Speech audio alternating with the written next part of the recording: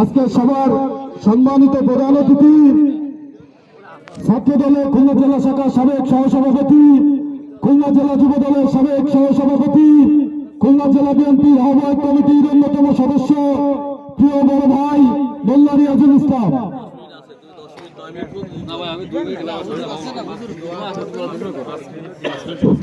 বিসমিল্লাহির রহমানির রহিম।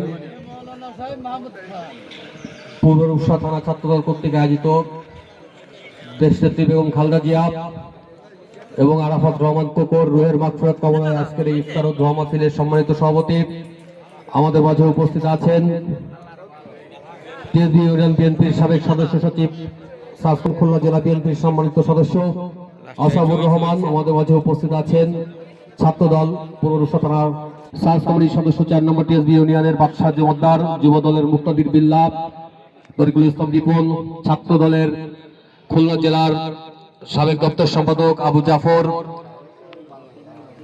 আমাদের মাঝে উপস্থিত আছেন রূপসা থানা ছাত্র দলের সাবেক সাধারণ সম্পাদক আলিম হাসান, রূপসা উপজেলা ছাত্র দলের সংগ্রামী সদস্য সচিব আবু সাইদ সব, বিএনপি যুবদল, ছাত্র দল, স্বেচ্ছাসেবক দল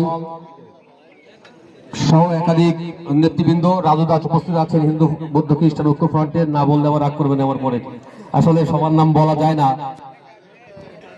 রাজনৈতিক পরিবেশে। যাই হোক, প্রিয় উপস্থিতি, সর্বপ্রথম আমি আপনাদেরকে ধন্যবাদ জানাই এবং কৃতজ্ঞতা জানাই।